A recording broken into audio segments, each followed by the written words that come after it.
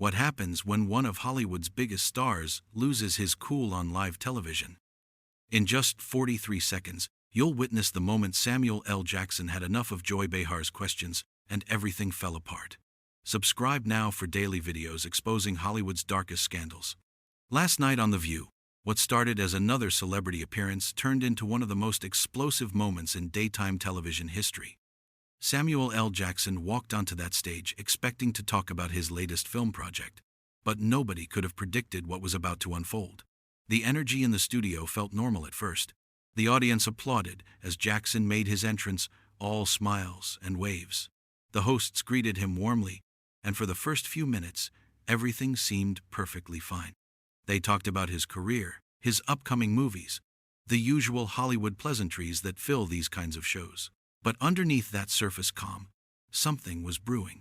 You could feel it in the way Behar kept glancing at her notes, the way she seemed to be waiting for the perfect moment to strike. Jackson settled into his chair, relaxed, and ready to have what he thought would be a normal conversation about his work and his life in the entertainment industry. The trouble started almost immediately after the pleasantries ended.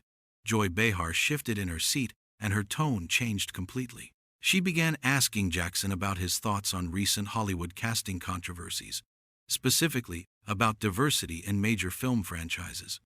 It was a loaded question from the start, the kind of question designed to get a reaction. Jackson, known for speaking his mind and never shying away from difficult topics, gave his honest opinion about how the industry still has a long way to go when it comes to representation behind the camera, not just in front of it. He talked about how he's seen progress over his decades in Hollywood, but that progress has been painfully slow.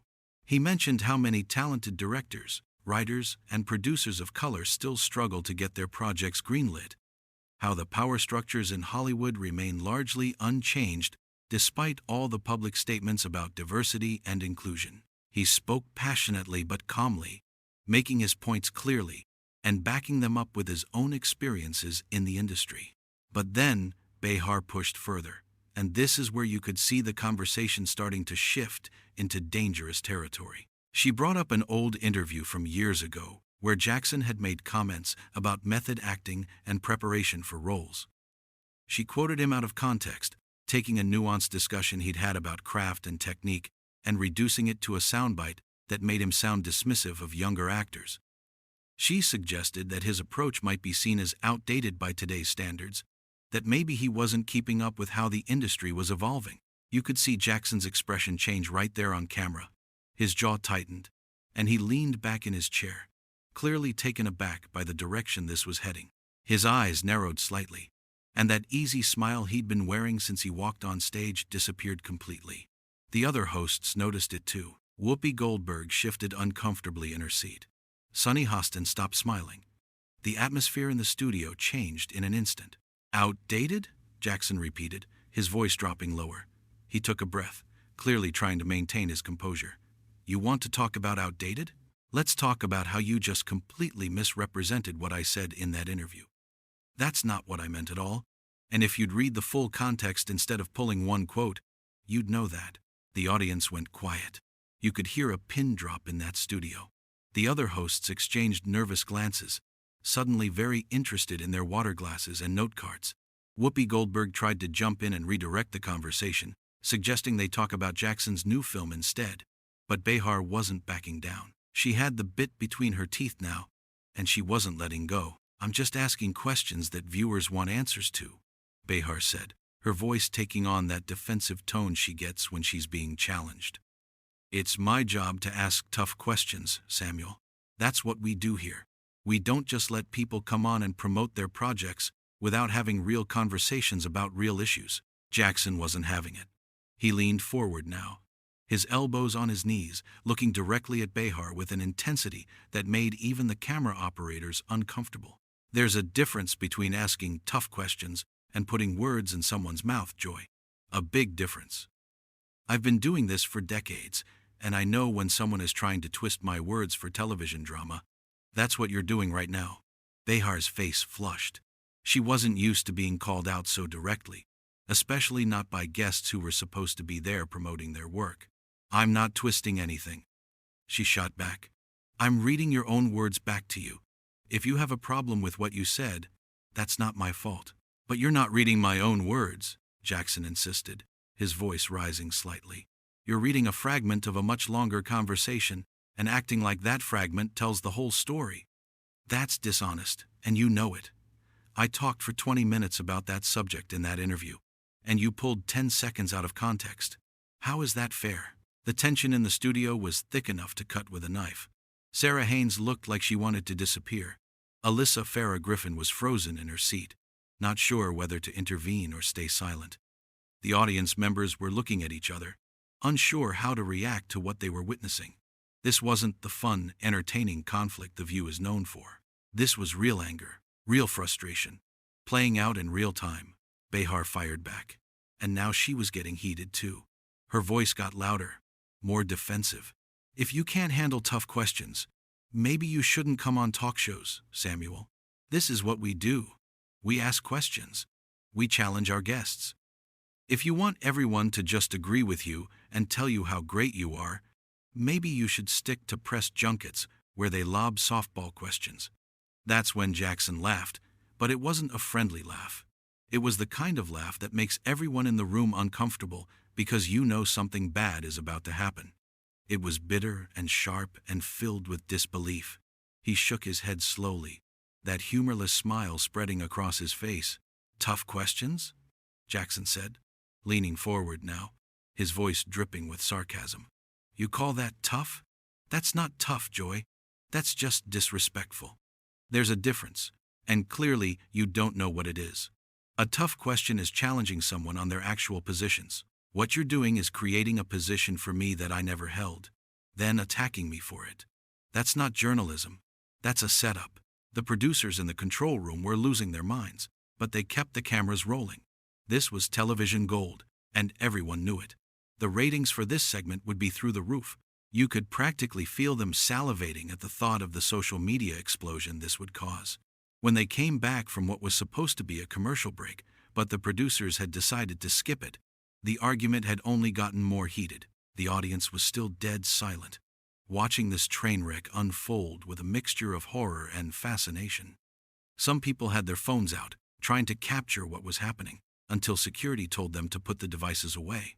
Behar insisted she was just doing her job as a journalist, asking the hard-hitting questions that needed to be asked. She was getting more animated now, gesturing with her hands, her voice getting higher and more defensive. I have been a journalist for decades, she said, pointing at Jackson. I know how to conduct an interview. I know how to ask tough questions. And if you can't handle being challenged on your positions, that says more about you than it does about me. Jackson shot back immediately, not letting her finish. Journalists do research and present facts, Joy. They don't twist decade-old quotes to create controversy where there isn't any. What you're doing isn't journalism. It's gotcha television. And it's beneath you. Or at least, it should be. Don't you dare lecture me about journalism, Behar snapped, her finger now jabbing toward Jackson. I've been doing this since before you were famous. I've interviewed presidents, world leaders, people who actually matter. You're an actor. You pretend to be other people for a living. Don't come on my show and tell me how to do my job. The audience gasped. Whoopi put her hand over her face. Even the camera operators were looking at each other in disbelief. Behar had just crossed a line, and everyone in that studio knew it. Telling one of the most respected actors in Hollywood that he doesn't matter, that his profession is just pretending, was beyond disrespectful. It was insulting in a way that couldn't be walked back. Jackson's face went cold. The anger that had been building throughout the interview crystallized into something harder, more focused. He sat very still for a moment, just staring at Behar, and you could see him making a decision right there. He was done trying to have a reasonable conversation with someone who clearly had no interest in one. I've been nothing but respectful since I walked in here, Jackson said, his voice rising now, the anger finally breaking through that famous controlled exterior. But you've been trying to bait me into some kind of reaction from the moment I sat down. I see what this is now. This is about ratings, not about any real conversation. You brought me here to create a moment, and congratulations, Joy. You got it. Hope it was worth it. Sonny Hostin tried to interject, attempting to calm things down, her voice gentle and pleading. "Let's all just take a breath here. We can have a respectful conversation about this. Samuel, we value your perspective. And Joy, maybe we can rephrase the question." But both Jackson and Behar were too far gone. The fight had taken on a life of its own, and neither one of them was interested in finding common ground anymore. Behar wasn't backing down.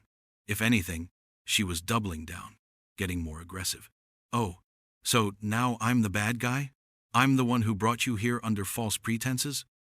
You agreed to come on this show knowing full well what we do here. We have tough conversations. We challenge people. If you can't handle that, if your ego is too big to admit when you might be wrong about something, that's your problem, not mine." "My ego?" Jackson's voice boomed through the studio now. "You want to talk about ego? You just told me I don't matter because I'm an actor. You dismissed my entire career, everything I've worked for, because you couldn't handle being called out for shitty journalism. And now you're trying to make this about my ego? That's rich, Joy. That's really rich." The profanity hung in the air. You could see the producers in the booth scrambling, trying to figure out if they needed to cut the feed, if they could get away with letting this play out, or if they needed to intervene. They decided to let it run. This was too good to stop. That's when Jackson stood up from his chair. The studio went completely silent. You could hear people in the audience gasp, actually gasp, at the movement. He slowly rose to his full height, and suddenly the power dynamic in the room shifted completely. He looked directly at Behar, and when he spoke, his voice was steady but filled with barely controlled anger. "I don't have to sit here and listen to this bullshit," Jackson said, enunciating every word carefully, making sure there was no mistaking his meaning. "I came here to have a conversation, to talk about my work, to engage with the audience. But this is not a conversation. This is an ambush. This is you trying to create drama for your show at my expense, and I'm not playing along anymore. I'm done." Behar stood up too, and now her face was red, her hands shaking slightly with anger or adrenaline, or both. The professional veneer she always wore was completely gone now, replaced with raw emotion. "Unprofessional," she said, her voice sharp and cutting. "You're being completely unprofessional right now, Samuel. Millions of people watch this show. Millions of people are seeing you throw a tantrum on national television because you couldn't handle a few tough questions. You're embarrassing yourself." Jackson just shook his head, and there was something almost sad in that gesture, like he was disappointed but not surprised. A bitter smile played at the corners of his mouth. "Unprofessional?" he said quietly, which somehow made it even more intense than when he'd been yelling. "You want to see unprofessional, Joy? Unprofessional is inviting someone on your show under the pretense of promoting their work, then ambushing them with misquoted interviews from years ago. Unprofessional is attacking your guest personally when they call you out on your tactics. Unprofessional is creating controversy for ratings instead of having genuine conversations. That's unprofessional. What I'm doing right now, this is called having self-respect." The security team started moving closer to the stage, though nobody seemed sure if they should intervene or not. They stood at the edges of the set, watching, waiting, ready to step in if things got physical, but hoping they wouldn't have to. The other hosts were frozen in their seats, not knowing whether to try to salvage the situation or just let it play out. Whoopi had her head in her hands, clearly mortified by what was happening on her show. Sarah Haynes looked like she wanted to disappear into her chair. Sunny and Alyssa just stared, mouths slightly open in shock. But Behar wasn't finished, though. She couldn't let it go. Something in her wouldn't allow her to back down, to let Jackson have the last word. Maybe it was pride. Maybe it was stubbornness. Maybe it was the knowledge that the cameras were still rolling and she needed to maintain some semblance of control over her own show. "You can leave if you want," she said, her voice dripping with disdain. "The door's right there. Plenty of other actors would be happy to sit in that chair and have a real conversation. Actors who can handle being questioned, who don't need their egos stroked constantly, who understand that being famous doesn't mean you're immune to criticism." That was the final straw. Something in Jackson's expression shifted, and everyone who knew him, everyone who'd watched his movies and interviews over the years, recognized that look. It was the look that said he was done, completely and totally done, and there was no coming back from it. He reached up and ripped off his microphone, and the force of it was shocking. The cord snapped as he pulled it away from his collar, the little clip breaking off and clattering onto the floor. The sound technicians winced, knowing that equipment wasn't cheap. A real conversation? Jackson's voice boomed across the studio one final time, and there was no mistaking the fury in it now. You wouldn't know a real conversation if it hit you in the face, Joy. This whole thing has been a setup from the beginning, from the moment I walked through that door. You had your narrative already written, didn't you? You were going to make me look bad no matter what I said, no matter how I responded. Well, congratulations, you got your moment. Hope the ratings are worth destroying whatever credibility you had left. He turned to walk off the stage, and the movement was so decisive, so final, that everyone knew there was no calling him back. He wasn't going to change his mind. He wasn't going to cool off and return after a commercial break. This was it. The end of the interview, the end of any professional relationship between him and the show, possibly the end of him ever doing daytime television again. But Behar couldn't let it go. Even as he was leaving, even as it was clear that continuing would only make things worse, she couldn't resist. She called after him, her voice echoing through the studio. That's right, walk away, run away when things get tough. Real tough guy can't even finish an interview, can't handle a few questions from a woman half your size.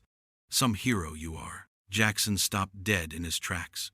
For a long, terrible moment, everyone in that studio held their breath. The security guards tensed, ready to move. The other hosts leaned back in their chairs, preparing for whatever was about to happen. The audience sat frozen, some people covering their mouths with their hands. Jackson's shoulders were tense, his hands balled into fists at his sides. You could see him struggling with himself, fighting the urge to turn around and really let her have it.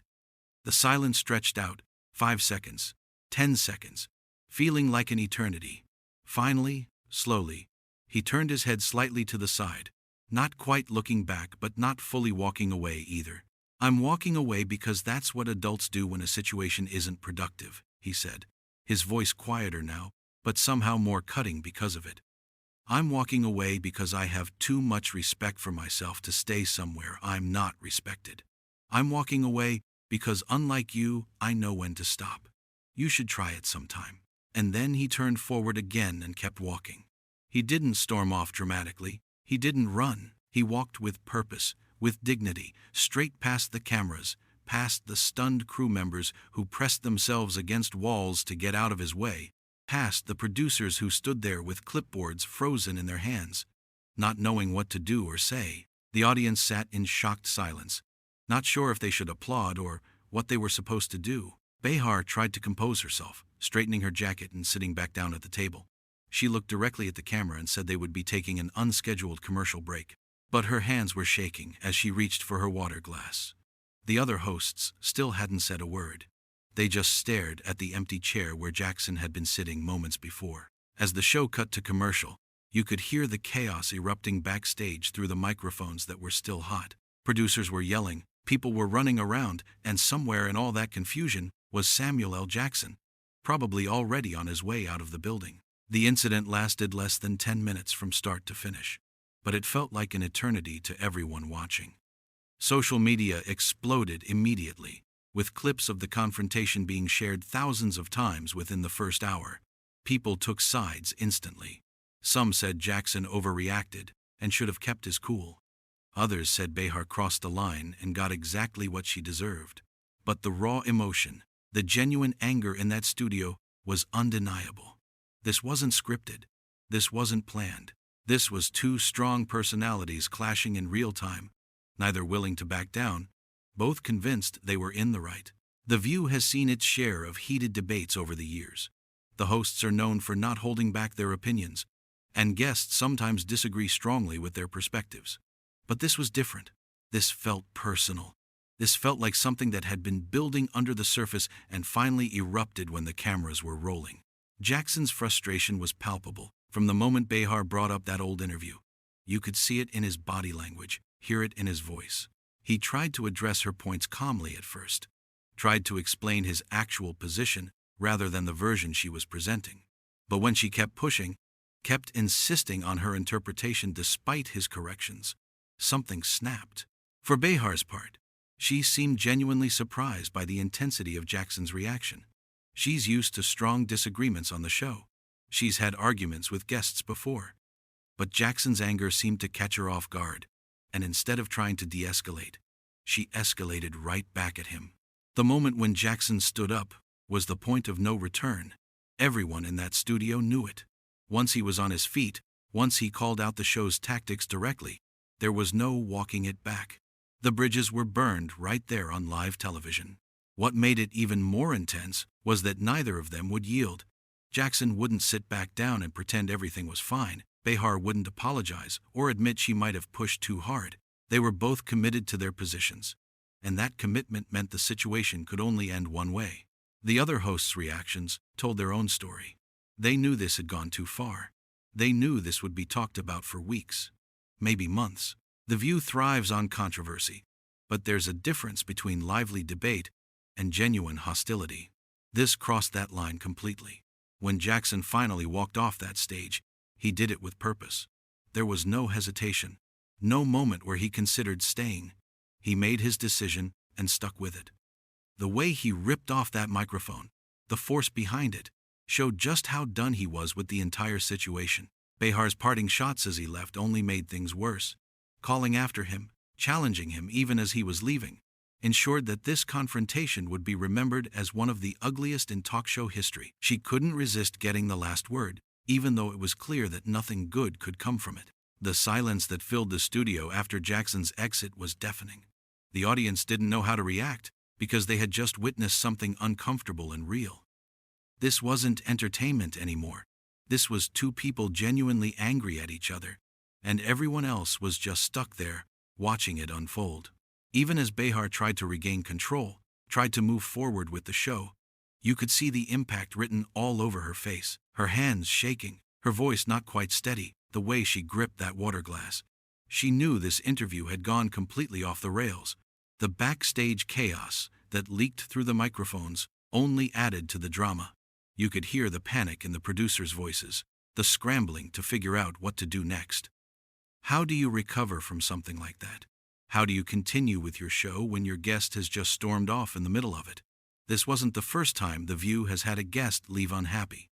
It probably won't be the last. But the sheer intensity of this confrontation, the personal nature of the attacks, the unwillingness of either party to find any middle ground, made it stand out. This was a train wreck happening in real time, and nobody could look away. Jackson has built a reputation over his long career as someone who doesn't suffer fools, who speaks his mind regardless of the consequences. Last night, that reputation was on full display. He came to that show expecting a certain level of respect, a certain standard of conversation, and when he felt that wasn't being met, he made his feelings crystal clear. The question of who was right and who was wrong will be debated endlessly.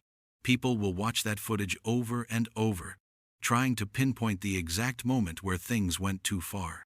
They'll analyze every word, every gesture, every facial expression, looking for clues about what really happened and who was truly at fault. But in the moment, in that studio last night, none of that mattered. What mattered was that two people had reached a breaking point.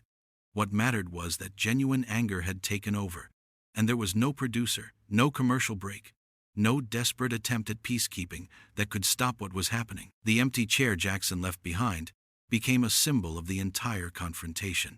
It sat there for the rest of the show, a reminder of what had just transpired. Every time the camera panned across the table, there it was, a silent witness to one of the most uncomfortable moments in daytime television history.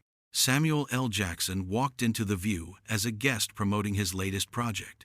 He walked out as the center of one of the biggest talk show controversies in recent memory. The footage of him ripping off that microphone, of him confronting Behar directly, of him walking off that stage while she shouted after him, will live on forever in television history. And as the door slammed shut behind him, as the sound echoed through that studio one final time, everyone knew they had just witnessed something they wouldn't forget. This wasn't manufactured drama. This wasn't planned controversy for ratings. This was real, raw, and absolutely explosive. Samuel L. Jackson had reached his limit, and he walked away without looking back.